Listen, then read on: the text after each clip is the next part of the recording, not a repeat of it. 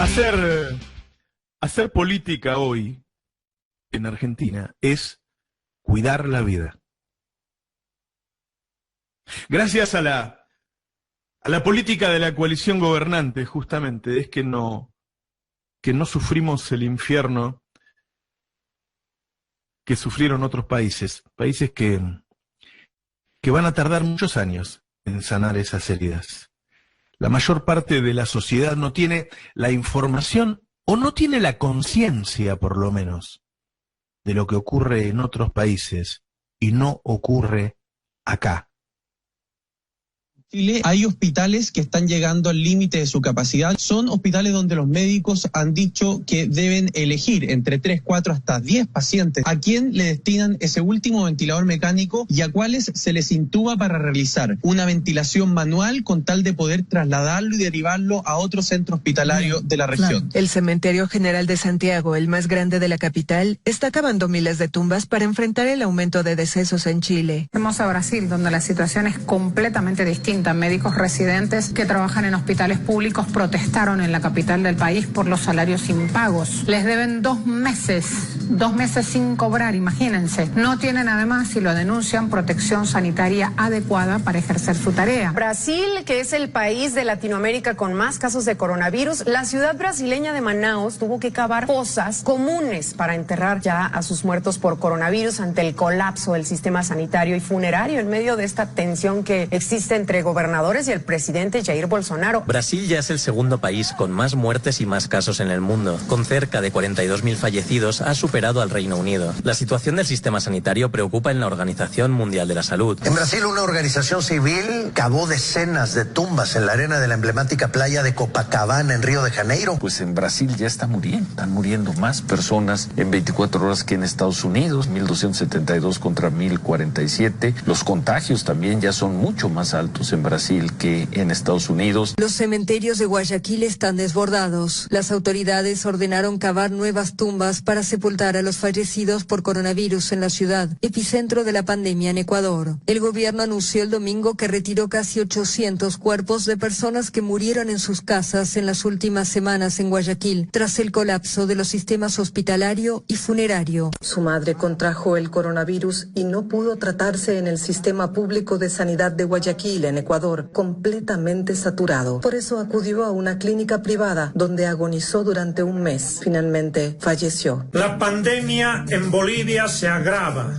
Hospitales públicos colapsados, la gente tirada a su suerte, muere en las calles. Centro oficial y principal de toda Bolivia para poder realizar estos testeos y realizar las pruebas PCR de COVID, que prácticamente ha colapsado. El 40% de sus funcionarios, de los funcionarios de este laboratorio, se encuentran infectados con COVID-19 y además están faltando todos los reactivos en todo el país para poder realizar estas pruebas. Estamos en la etapa más difícil en cuanto se refiere al COVID-19 en Bolivia. Los hospitales del Estado, es decir, los hospitales municipales, departamentales y estatales, están prácticamente colapsados y las unidades de terapia intensiva están ya todas llenas. A pesar de que ciertos municipios y departamentos de Bolivia estén en riesgo alto, se ha flexibilizado la cuarentena. La aparición de un mercado ilegal, un mercado negro de tubos de oxígeno. Para Laura Cuestas, este es el día más triste de su vida. Su hermano, infectado con el COVID-19, murió de insuficiencia respiratoria porque el hospital no tenía oxígeno. En los hospitales del Perú, muchos pacientes sufren la más triste agonía: esperar que otros mueran para acceder al escaso oxígeno que les permita luchar por su vida. Tener el gas medicinal se ha convertido en más que un lujo. Cada día sus familiares forman largas filas para conseguirlo. Antes de la pandemia, un balón costaba alrededor de $75. Hoy se debe pagar entre $300 y $1.950. Las imágenes de una larga fosa común en Nueva York, con una pila de cajones enterrándose, impactan al mundo entero. Es la sepultura de víctimas por el coronavirus que no fueron reclamadas por familiares.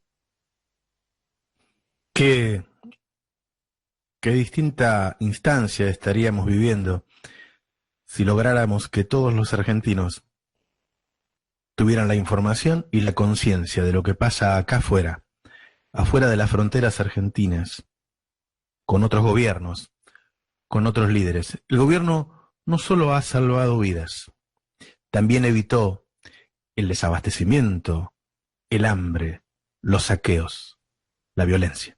Vamos a Río de Janeiro, donde la imagen del Cristo Redentor se iluminó con un poderoso mensaje contra el hambre. Hambre, 6 letras proyectadas en uno de los edificios más emblemáticos de Santiago. Una acción que se realizó en un día marcado por protestas en la ciudad. En medio de la cuarentena, vecinos en la comuna del Bosque salieron a las calles a reclamar por la falta de alimentos. En horas de la madrugada también soportaron saqueos de bultos de papas y otros productos. El Codito es uno de los barrios más humildes de Bogotá. Tras semanas de confinamiento, los ingresos informales de los que viven los vecinos han desaparecido y lo que era una economía de subsistencia dio paso a la angustia de no tener nada que comer. Mientras tanto, en Bolivia continúa la protesta para exigir la renuncia de Yanine Áñez por el mal manejo de la epidemia del nuevo coronavirus. Después de una semana de reclamos, la ciudad de Cochabamba aglomera toneladas de basura en sus calles. Los manifestantes exigen la renuncia de la presidenta de facto y el ministro Arturo Murillo, luego que en días pasados las fuerzas de seguridad reprimieran la protesta que demandaba la dotación de agua. Los pobladores denunciaron la carencia de alimentos. Por su parte, el gobierno ha amenazado con mayores represalias si no se detienen las manifestaciones. 40 ciudades quedaron bajo toque de queda en los Estados Unidos. Entre gases lacrimógenos y disparos, algunos se aprovecharon del caos para saquear tiendas en diversos puntos del país. La totalidad de la Guardia Nacional de la capital, Washington, D.C., fue desplegada en las calles para mantener el orden. Y el presidente Trump se refugió en el búnker presidencial mientras las llamas ardían en Pennsylvania Avenue. Decenas de otras ciudades estadounidenses han vivido otra noche de protestas, disturbios y también saqueos, con el país convertido en una olla a presión.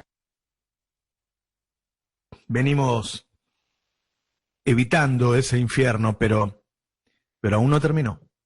Por el contrario, estamos en una fase delicadísima del proceso en el que corremos un mayor riesgo de saturación de camas y, por lo tanto, de muertes. Y no porque se haya empezado antes, como se dice, porque si no hubiéramos empezado antes, no hubiéramos tenido el tiempo para producir tantos respiradores como aún hoy las 2 fábricas argentinas que rápidamente se pusieron a producirlos, los están haciendo para que haya cada semana más. Pero este es el peor momento, claramente. Y en esa instancia, ese enemigo interno con el que convivimos en la Argentina, con el que compartimos país, pero claramente es nuestro enemigo, intenta dividirnos. Dividir a la coalición. Lo que intentó desde un momento la derecha, cuando la coalición del peronismo ganó. Dividirlo para condicionarlo, dividirlo para manejarlo el gobierno, y si es posible, para sacarlo del gobierno. En la coalición hay diferencias de criterio. No hay internas.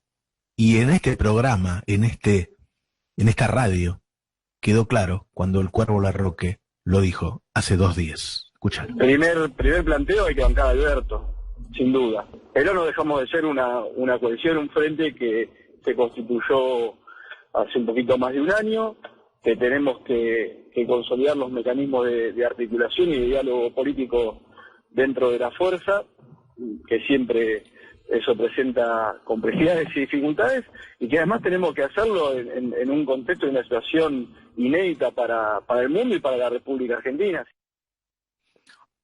Este señor es uno de los líderes de la Cámpora. Sentadito ahí, al lado de Cristina. Esa es la voz oficial. Esa es la voz de gobierno, porque además es ministro de la provincia de Buenos Aires. Esa es la voz de la unidad. Te manejan con la opinión de uno de nuestros principales periodistas o de la presidenta de Madre de Plaza de Mayo, que no son parte del gobierno. Y yo no digo que no hay diferencias entre Alberto y Cristina, las hay. Cristina está dentro del modelo capitalista del mundo, dentro del modelo, pero a la izquierda absolutamente de todos los otros líderes que están dentro del modelo. Está a la izquierda de todos en el mundo. Alberto no. Alberto no. Y por eso Alberto es la síntesis de la coalición que armaron.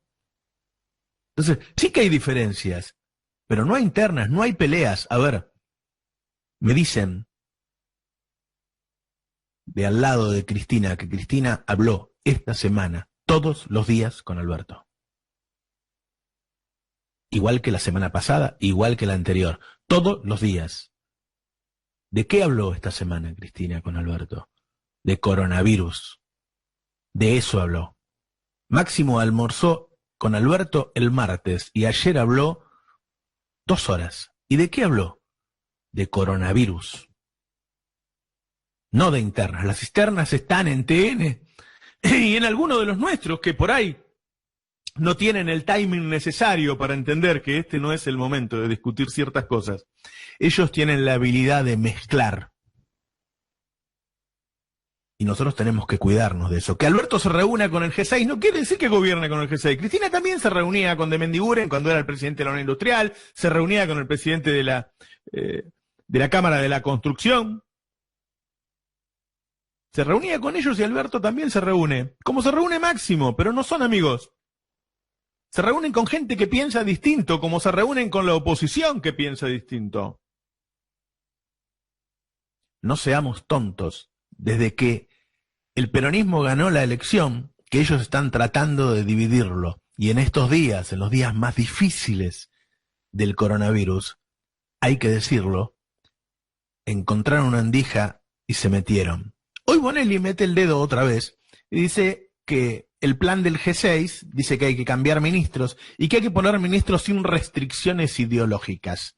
Es decir, aparece una parte del G6 que quiere armar el gobierno, pero no es el presidente de la industrial, no es el presidente de la Cámara de la Construcción. ¿Quiénes son los que quieren un gobierno distinto? Los que están perdiendo en estos 8 meses, los que perdieron privilegios, los bancos, la bolsa, parte del sector agropecuario. Esos son los que operan con Clarín para condicionarle el gobierno a Alberto Fernández.